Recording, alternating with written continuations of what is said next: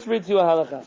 If you were on the board of a synagogue and you had to hire either a chazan, someone to sing the songs for you at the synagogue, the cantor. My wife always says, someone who can sing is a singer, and those who can't are cantors. You've never been to one of those high holiday services where the guy drags his voice on and Richard on? Tucker started as a cantor, became one of the world's most famous opera singers. Okay, look at that. So I guess sometimes it goes the other way. If you have to hire both, but you don't have enough money to hire either a rabbi and a chazan, so who do you hire first? The rabbi of the community or the chazan of the community? The rabbi. Hire a rabbi. But I'm sure it says the other one. Why? Because he's a leader in so many different aspects. A chazan is a leader in one aspect. Mm-hmm. That's what You agree with Marlene? Yes. I do. This is what Shulchan Aruch says. Well, actually, maybe it is the reverse because, think to high holiday services, right? I mean, part of what we love about that so much is listening to the chazan sing. Well, there are some rabbis who also sing very well. Yes, and sometimes people sing. I've never seen, most of the synagogues I've gone to, they have a cantor. Yeah. Years ago, and Yeah. he sang, Okay. and then everybody chimed in. Okay. But the basis nowadays, it was the same those days. Was it a chazan, only one person, or actually everybody was One singing? person, and it's proper. The old custom in most Jewish communities was that one person was the chazan. Yes. As opposed to every person who goes up to pray, there was one person. The synagogue got used to their voice, they got used to their pace, they got used to their style. But the chazan also took the bar mitzvah lessons. The chazan was involved in the aspect of tefillah, the Torah reading and prayer services. Yes. So I would also think like Marlene. That would be and most of you. That's what I would think. And let me read to you. Tzibur shetzachim liskor rav, u'shliach tzibur. Now there's a community that must hire both a rabbi and a chazan. Shliach tzibur is the other word for chazan. Ven bi'adam kedei sechar shnehem. But they don't have enough money to hire both. Careful with the books. Im hu rav muvhak. If he's a prestigious rabbi, v'gadol b'Torah, and he's very great in Torah learning, meaning he's very knowledgeable in the text of Judaism. Uvaki b'hora'ah, and he's also a baki b'hora'ah. What does that mean, hora'ah? Do you know what hora'ah is? Teaching. Teaching is what you would, in modern Hebrew, use the word hora'ah to mean. Hora'ah in Talmudic Hebrew means the ruling of halakha. Lehorot halakha. One who's proficient specifically in the works of Jewish law. Have you ever asked the question to a rabbi before, and they tell you, I'm not a posek? Yes. Or, I can't answer your halakha questions. Call this 1-800 number. Yes. Somebody, yeah. Says Maran, who kodem? So, this rabbi who's a prestigious rabbi, who's very knowledgeable in Torah study and is able to rule on halachot, he comes first. You should hire him over a chazan. V'im lav, but if he's not, meaning the rabbi, he's a nice person, he's a great leader, he's charismatic, he knows how to run youth programming, and he does nice events for the adults, and he's a good social worker, but comes to Torah, and specifically halacha, he's not the greatest scholar you've ever met, and he probably doesn't know how to rule any area of halacha that well. So you hire a chazan first. Shaliach tzibur kodem. You hire a chazan first. It sounds like you hire the person who's the most Torah educated. That's the answer. Now Mishnah Berurah, Chavetz Chaim has very interesting. But what about the prayers? Who's going to lead the services? This guy might not know how to lead services. Says the Mishnah Berurah, Af al gav dichtzar lehem al yedei ze mitzvat tefillah. Says they will inevitably lose out on prayers. They won't have the nice prayers or a great prayer service. Shelo yeh lehem mish yotzeh midei chovatam. They won't have somebody who's going to go up and pray for them nicely. And he's referring to a time period in history where only the chazan prayed out loud for everybody. So he says they might not even pray. Zeh shi'eh rav u'moreh tzedek This idea that they should have a rabbi who leads them in justice and righteousness, שיודיעם תורת השם ומשפטיה, he'll guide them in the Torah of Hashem and in the laws of Hashem. Adif min tefillah. This is preferable than praying. To have a person who will lead the community in a spiritual fashion. And so what about the logic of hiring a chazan over the rabbi? The other logic? He's still a good leader, he's still a good organizer, he's still a good person. So he said, רוצה לומר, it means to say, כיוון דבלאו הכי לא יוכל להורות לעם איך שיתנהגו על פי התורה. It's because this rabbi anyways can't guide a person on the path of Hashem, it's better to hire a chazan. I mean, what good is a rabbi who doesn't really know rabbinics? What good is a teacher of Jewish thought who doesn't really know Jewish thought? Now these words might seem harsh. Normally communities don't get into this question about whether we're going to hire a rabbi or a chazan. They kind of make both work. But it shows you here that in the discussion, what is the definition of a rabbi, at least according to Halakha. It's Rabbi Yosef Karo. And this adds a whole different element to the conversation. I'm not taking away anything we said last week, but there's an entire definition here of rabbi is one who's very knowledgeable in Jewish texts, one who's a scholar, and one who practically can rule on halachic decisions for his community. And why do you have a rabbi if not for this? Right. At the end of the day, you want to be able to go to the rabbi. Sure, you might go to the rabbi for 101 other things today, because the rabbi fills up all kinds of other hats. That's fine. So the rabbi wears many hats. But what kind of rabbi wears many hats except for the one that's rabbi? So it's practical, the practical over the theoretical. Very good. Very good. This is a certain, we're choosing a practical, he knows how to rule, he knows how to lead, he knows how to study. Sure, there's a theory. Is this what am I saying? Am I explaining what you're saying correctly? There's the theoretical that he's a nice guy, he's a good social worker, he's a good, but he's not. He doesn't fill in the rabbi hat. And here's what I would like to suggest: we today want a rabbi who can do so many things that as long as he can do the 12 or 13 of them, and he doesn't know the first one, which is how to really be a rabbi, we're okay with it. Because we know of many scholars who are terrible at the other 13. And so we've kind of made this choice. We'd rather have a rabbi who can do the 13 things instead of the one, which is being a rabbi, because we don't want to get stuck with that one rabbi who's a scholar who can't do anything else. Am I correct? I think we'd all agree with that. But why are we making that choice? Why can't we find somebody who can do all 14? Or 10, but include the rabbi and the other 9 on the list? Why so often do we bump into rabbis that are... Most people can't multitask. So many people have a problem with multitasking, it's true. You just said also we bumped into a rabbi. I mean, sometimes you come to a community and the rabbi is already present and you just take what you have. Very good. That was the small town mentality we spoke about last week. You don't have a choice. This is who's here. What am I going to do? They asked me about it. They know what they asked me first. We talk about New York or Jerusalem or somewhere where you have 100 synagogues in the same block. Nobody has a monopoly on the community or the rabbinate.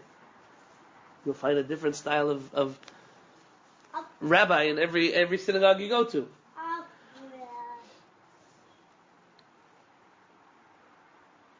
How many people are really scholars? How many rabbis are truly scholars? No, you might have experience with some very scholarly rabbis. It could be. I do too. Some rabbis they're great at those other things that we mentioned. But push comes to shove. Do they wear the rabbi? Forgive the hat. I'm not really referring to any kind of hat. Do they wear the rabbi hat or do they not? And the answer is that many of them don't.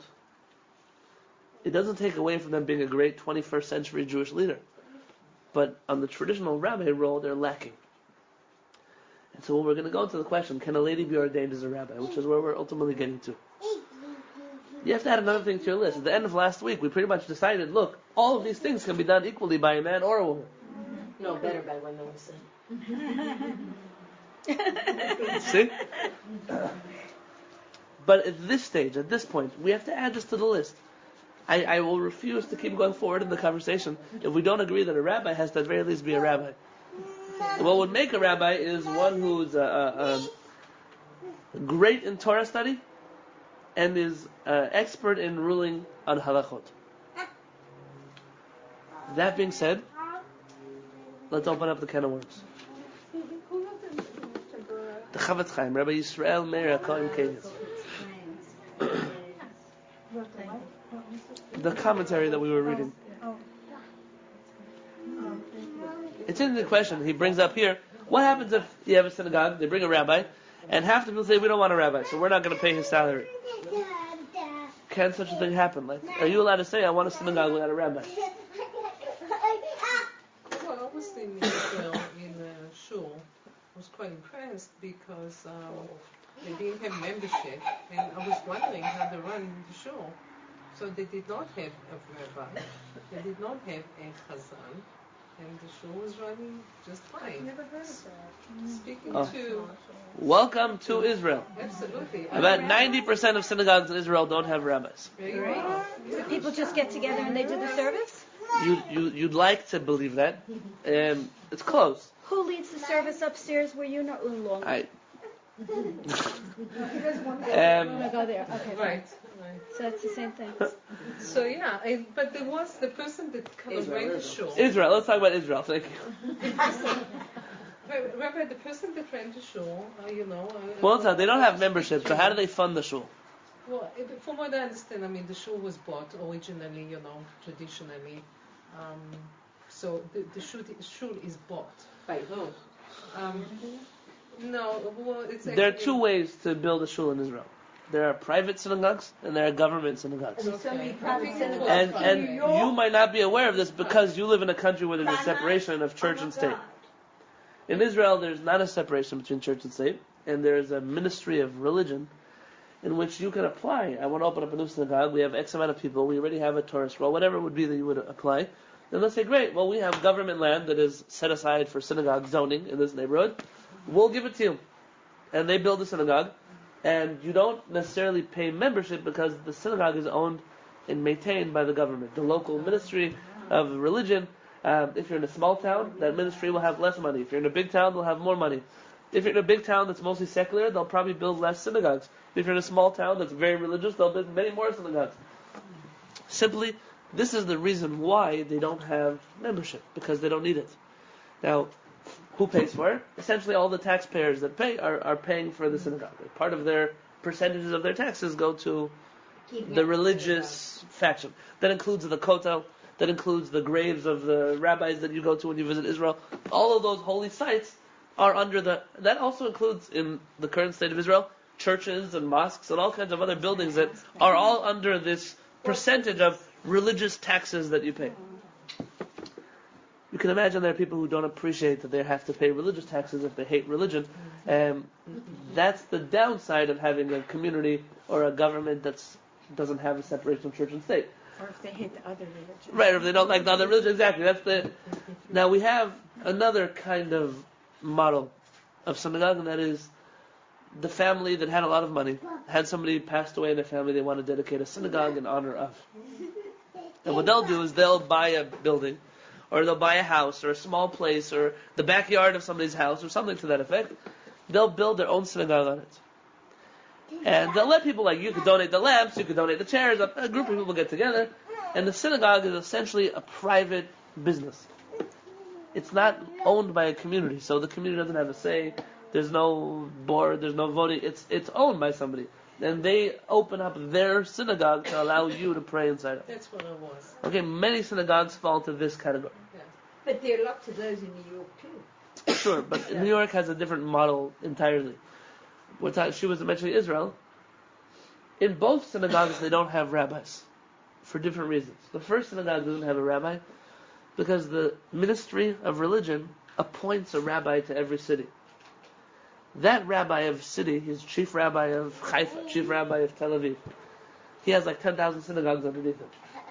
So he appoints the chief rabbi of a neighborhood. So imagine he would say, there's a chief rabbi of La Jolla, and La Jolla would have 100 synagogues. So the rabbi wouldn't get around to every synagogue. He'd pray in one central synagogue. And anyone who had questions comes to him. They come to ask him. But that synagogue that you go to probably never saw a rabbi, unless you had a bar mitzvah or a wedding and you were close with him and he came over. Some synagogues might hire their own private rabbi for the weekends or for the holidays. That's already their own business. But if he's not a government ordained rabbi, so he's not going to be involved in the synagogue. The second group, which is like the business, family business synagogue, they probably don't want a rabbi. It meddles in their affairs too much, it bothers them too much. So, and how do they operate? They kind of just, everyone gets together and does their own thing, and someone brings some food for the kiddush and whatever, and that's how it goes. It's a very different experience of a synagogue than what happens here. Even on Shabbat, Yeah. There are no speeches on Shabbat. There are no events that happen at the synagogue. People don't do their weddings with the rabbi in the synagogue. Like, it's a different model entirely. Actually, one of the great rabbis in Israel said that of all the great things that happened to the Jewish people when they went to Israel, the worst thing that happened to them was they lost their traditional community structure. It used to be there was a rabbi, and you could like him, you could hate him, but he was still the rabbi. There's someone to go to for weddings, someone to go to for bar mitzvahs, God forbid, someone to go to for funerals or for shivas or for... There was that person that kind of kept everyone together, that made sure that 6 people were visited or sent meals to. In Israel, you really don't have that. If you don't have your own organic family community, then you're really alone. You're alone. Which is why many Americans who go to Israel get very lost, unless they go to another American community which replicates the American model in Israel, which has its own world and its own style and its own discussion. But let's add this to the list of rabbis. Let's say we were to ordain a rabbi as a lady rabbi. Where would she study? So she just had to be a great social worker or a good teacher or such things. So we have many people that fall into that category. Even the Rebbitzins that you know. The rabbis' wives, they're very talented teachers or directors, all kinds of things they do that are very, sometimes even better than the rabbis in them. Well, your mom kind of is this corner. So here, this is the question. Where would such a person go to study? Or let's ask a different question. Can I ask? Yeah, of course. Okay. Don't have to flatter my wife because she's here, but you can flatter her because I'm here. So, would you feel comfortable going to a rabbi's wife and asking her the kind of questions you would normally ask a rabbi? Yes. Yes. Okay, so let's put Dvorah aside. Let's put Dvorah aside. It depends on the woman. Sometimes find a rabbi's wife who's just a Depends on the rabbi's woman. wife Absolutely. because of marriage. That's And right. Yes. I wouldn't go to her. That's why I said Deborah, yes. Thank you. Or somebody So I'm else. actually going to ask you to put Dvorah on the side, really, on a serious note. Are all rabbis' wives innately scholars? No, I don't think so. absolutely not. Now, is that their job description? No. No, it's No. not. No. Yes, it should be. You can argue that it should be, but it's not. Practically, I don't think a community expects the rabbi's wife is going to be the rabbi. Okay. See, I'm in the kind of community where if I had to go away for Shabbat, I feel very comfortable telling my wife, hey, you want to take over for the weekend? But I would feel very comfortable doing that. But not every community would. But to be fair, I think this has to do with more of like an in-town, out of town. I know personally where I grew up, all the rabbis' wives were on the caliber of being a rebbitzin. There was no mismatch between, you can find the rabbi's wife who's like, not at all scholarly, But not at all. was any one Rebbitzin accepted as a rabbi? No, she was never a rabbi. But on caliber, I would definitely say they were a match. Oh, there's many that are So let's ask this question. That are, Let's ask this Not question. rabbis. I'm trying to think of exactly the right question to ask. You would like a rabbi to be knowledgeable in Tanakh, in Talmud, in Halakha, in Kabbalah, whatever, Hashkafa, whatever books. It's very rare, in my opinion, to find a rebbitzin who is. It's rare. You'll even find there's a certain genre among rabbis' wives of teaching, which is very... You see my hand motions? yes. In our rabbinic circles, we call it like crunchy granola, marshmallow fluff, like very There are in the clouds, out there, a lot of stories and cute incidents and about scholarly, material, academic understanding, text-based learning. Not so much. It depends what scholarly The- the rabbi is. for the Rebbitzin to I've be met some as Rebbitzins well. that are more scholarly than their wife, I than their agree. husbands. I've seen women finishing the rabbi's sentences all the time, and when he's kind of not there, she interacts. Yes. Right, okay. So we do find two different styles of a rabbi or a rabbinite. If you would ask a Rebbitzin, where did you go to Rebbitzin school? Is there such a thing? No. There aren't any. Where were you ordained as Rebbitzin? They weren't. It sounds fun. The question even sounds funny. There is no. Let me bring to your attention a court case which is raging right now in the United States. It may have been decided since the last time I looked into it. I believe it happened in Seattle, but don't hold me to it. When a person comes to a rabbi and tells them something in confidence, if you go to a psychologist and tell them something in confidence, if you go to your lawyer and tell them something in confidence, you can't be forced to release information. There are obviously places where such things are. But if someone is summoned you to court, you don't have to take the stand and offer what you know, because there's a certain confidentiality agreement that they have that I came to you in confidence. Rabbis exercise this right very often. There are many a court case where they'll drag a rabbi in, two business partners will say, remember that time we were in your office and that guy what did he tell you in that meeting? The rabbi says, I don't have to disclose what was in that meeting. That meeting was a confidential meeting. I'm sure there's a way to get this information out. I don't know, subpoena. I don't know what you would do in such a. I'm not a lawyer. The question that happened was as follows: there are two Rebbitzins who were helping a couple through a divorce, and the wife, who was in the divorce, kept going to the Rebbitzin for counsel, for advice, for help. Both Rebbitzins. To both Rebbitzins, yes. She was going to both Rebbitzins. I guess they worked together. It was like a rabbi and assistant rabbi kind of community. When the husband in court couldn't get what he wanted out of the rabbi, he decided to, his lawyer decided to call the Rebbitzins to the stand and demand from them to disclose the information. That's not right. And when the Rebbitzin said, I'm sorry, but there's a confidentiality agreement because I'm serving in an official capacity, they must have had a good lawyer. The lawyer asked the following questions. Are you really in any official position? Does the synagogue pay you a salary? No, they don't. They pay my husband a salary. Do you have any credentials as a Rebbitzin aside from being married to? And in this country, if you're married to a doctor, it doesn't make you a doctor. It doesn't make you a nurse. You know, like if you're married to a whatever, I understand what I'm saying. It doesn't make you, right? Exactly. And she said, no. Did you ever study your career, this Rebbitzin career? Did you ever study it anywhere? No. So then you're not officially a clergy member. And this lawyer tried to get information out of him. Did the court uphold him? The court is still debating it. And this court, whatever this court rules, will carry a lot of weight in the future of what is a Rebbitzin in this country. And you may have never thought about this before. This is for me, when I read this article in the news, I was blown away by this conversation. And this is in the court of the... It's a non-Jewish court, like a government court. A government normal court. A normal court. Okay. So they get it. Now she argued, I became a Rebbitzin when the community hired my husband as rabbi. I assumed the position of Rebbitzin. You don't have to be paid to be a clergy member. There's no such... And so I am the Rebbitzin of the community. What does a Rebbitzin mean? She argued that her 2 years in seminary in Israel counted as Jewish clergy training. Does it have certification? The Orthodox rabbinate doesn't certify ladies as Rebbitzins. It seems like she has her side of the case, and it seems that whatever is going on over there is still going on. Aside from the legal ramifications, what is a Rebbitzin? Maybe it's time for us to start giving Rebbitzins credentials. So do conservative Rebbitzins?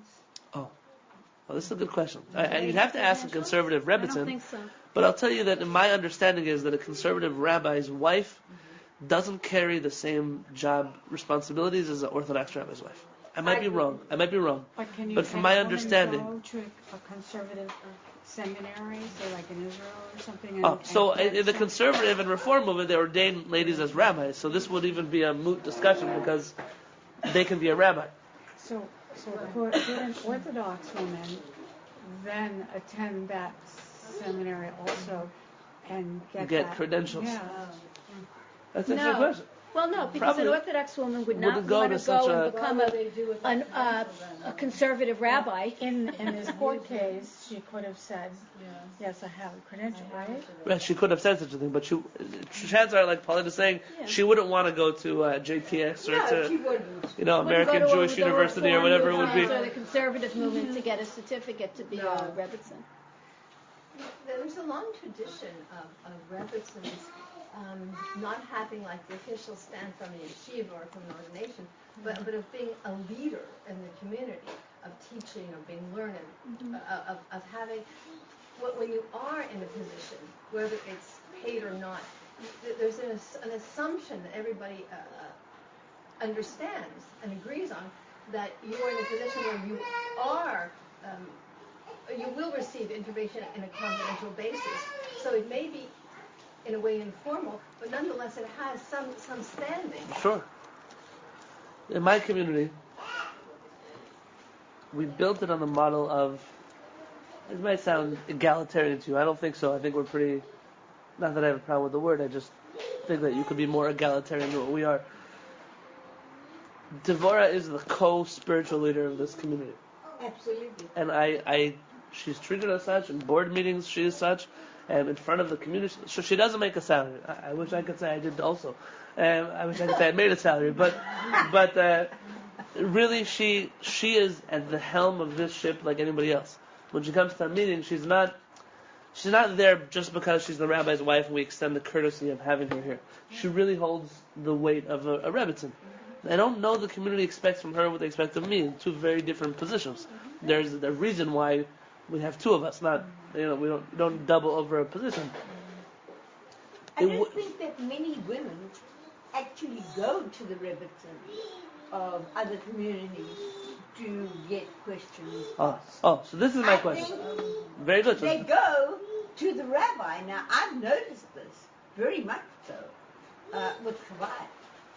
I don't see any of the women in Chabad holding that enormous capacity of being somebody who's really there. It's funny because someone argued that Chabad and the Orthodox rabbinate, actually the ladies are the most involved in synagogue life. Someone argued that. That's not true. I don't know that. Why not? Well, they are involved in synagogue Oh, life, but they're not really. It depends on the synagogue. I think that, like anything, it would depend on who the rabbi and rabbinit are and who what the synagogue is made up of. I think that the Chabad rabbis are chauvinistic. I think the Chabad Rebbitzins the women are socially. Yes. They're setting up, They're they're creating a class, they're doing there's a bar mitzvah, there's a wedding, let's pick the But by the table. way, I have to tell you that if you were in a normal Orthodox synagogue, the rabbi's wife doesn't even do that. Oh, really? Yeah, you would be surprised.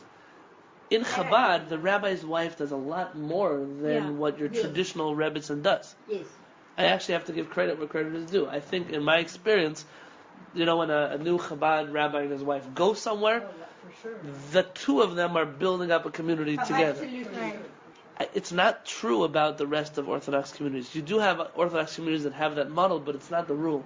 In Chabad, it's pretty much the rule. Yes, she might not be the one you go to with your halachic questions, but as a partner in running the synagogue, I think so. You'd go to Leah with a problem? Okay, we're again on. Okay, I'm going to make sure that this record gets edited. But I would go to. There's two other Rebbitzins I have learned a lot from just casually, not in a class, but halakhically. Yes, that it helped me. But would you go to them? I think we're asking a second part question to that. Would you go to them if something was bothering you deep inside? In your life, with your children, with your grandchildren. Exactly. Yes. I don't think the women that we have available to us in that particular community we're talking about invite that. Or something that your wife. It does say a lot about my wife. Well, let me tell you. So I'll share with you a personal story. When I was dating, she go on shidduchim, like arranged matches, and a lot of questions I asked, like, what are you looking for? What do you? I said, I don't really care what her dad does. I don't care how much money they have. I don't care. I probably should about all kinds of things. I don't care.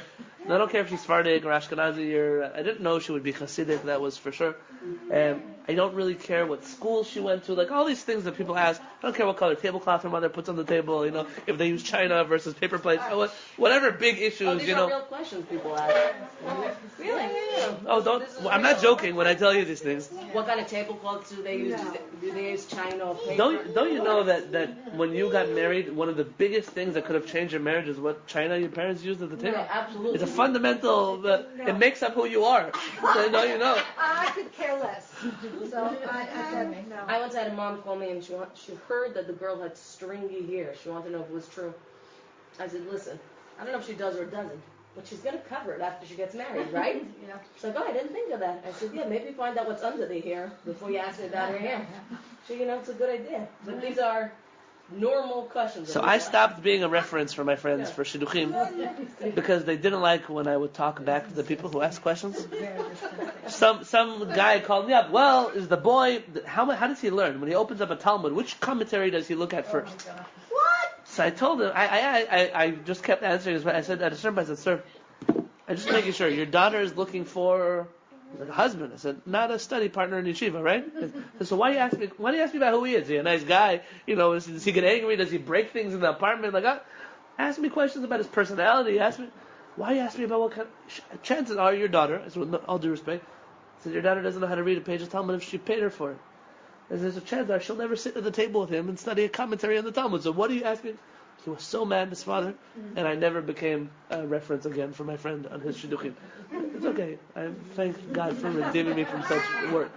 But when I was dating, I would very often say, I'm looking for a rebbitzin, which was always met with a chuckle or a giggle or something. There's no such thing as a rebbitzin. Whoever you marry will be a rebbitzin. So you don't understand what I'm saying. I'm telling you that I'm looking for somebody who is doing the same thing that I'm doing, just not as a man. You wanted a full partner. And this concept was so foreign to people that it almost was people just said, sorry, I don't know anybody that. Then I got these speeches like, everybody's potentially a rebbitzin. It's your job to bring out inside of her. I said, please. So and we had these nice discussions. I happened to have met Dvorah, and that was Hashem's hand at work and all that worked out. Sometimes I get very, I wonder, what would have happened if Hashem didn't run the world? And I would have ended up with somebody else. And what kind of community would it be? And what kind of rabbinic life would it be? And it wouldn't be. My confidence in her is absolute when it comes to Judaism and our faith and our community and our rules. And to tell you the truth is, I don't think she needed to be ordained anywhere. She did it on her own. I don't know if you would ask her, would you have wanted to go to a rebbitzin school? Okay. Would you have wanted to go to high school? I never wanted to go to school, period. Okay, so it doesn't help. You see? Just a student. So, Amazing. But you're such a real student. my wife graduated from high school with honors. She was valedictorian, and she never came to school.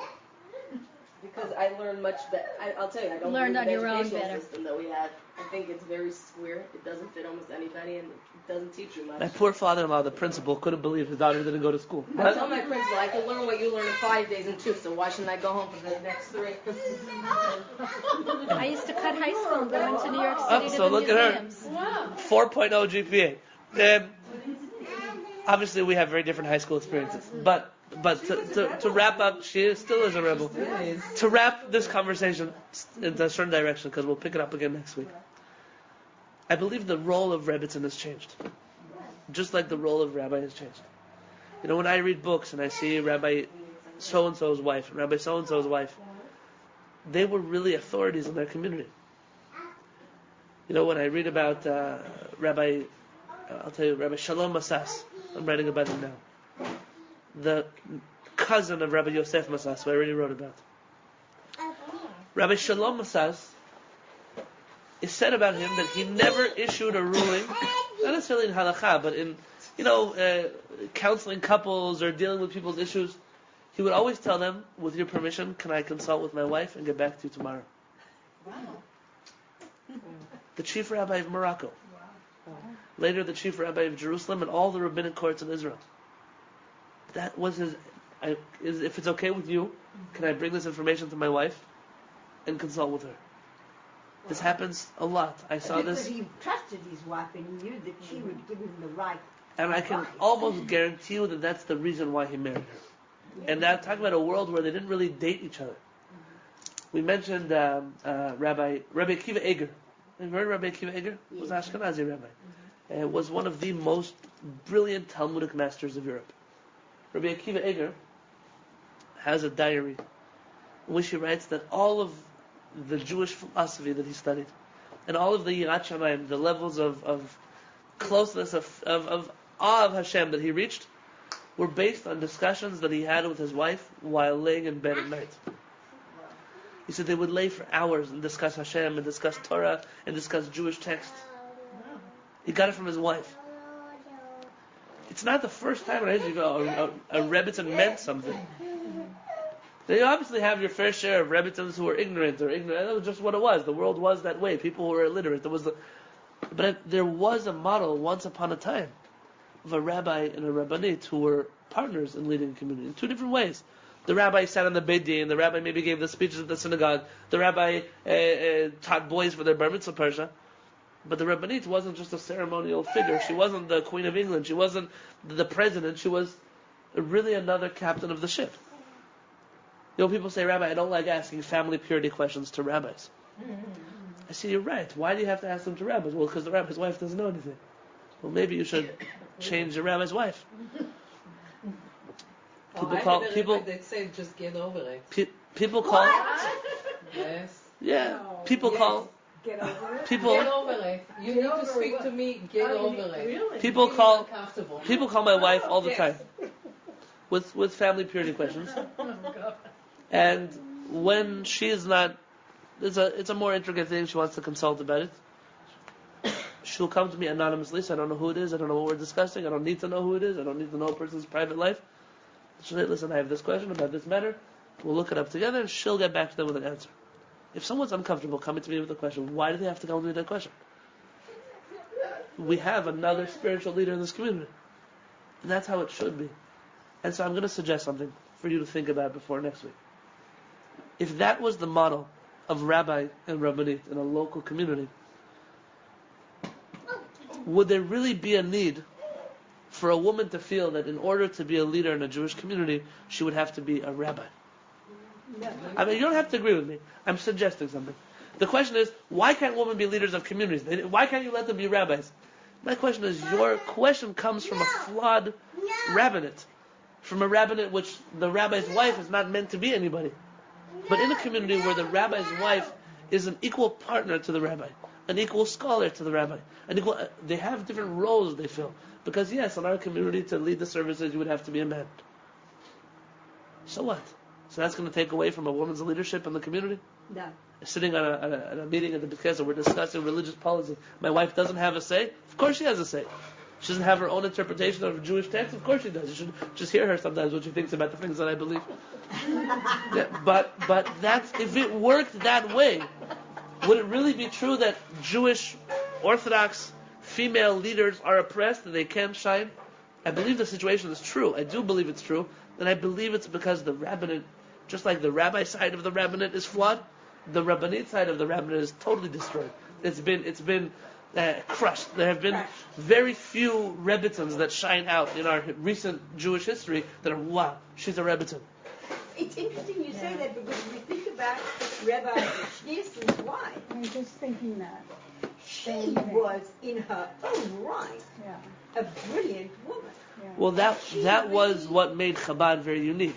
He wasn't alone. The Lubavitcher Rebbe wasn't alone. There were a few other rabbis in his generation that had the same thing. Rabbi Soloveitchik had a wife, Dr. Tanya Soloveitchik. Yes. And she was a little older than him. She wasn't as religious as him necessarily. And when asked why he wanted to marry her, he said, "This is the great woman that could stand by my side. So I need somebody who she held PhDs like Rabbi Soloveitchik did, and he wanted to marry a person like that." Rabbi Shamshon Raphael Hirsch married a lady who was a scholar who was 10 years older than him. Now, in the 1800s in Germany, it didn't go over well. You don't marry ladies that are a year older than you, 6 months older than you. 10 years older than you might as well marry your grandmother. And when Rabbi Shamshon Raphael Hirsch was put on the stand, like, how could you marry such a woman? He said, in order to be who I need to be in my life, I can't marry a baby. I need to marry a woman who has her own ideology and her own philosophy, and her values are ironed out. And I can't marry somebody who just came out of elementary school. I don't know what age they married over there in Germany. You have such people. If the rabbinate looked like that, I think this question already wouldn't have had to be asked. But because the rabbinate looks the way it does, we'll continue God willing next week on Monday. You know what?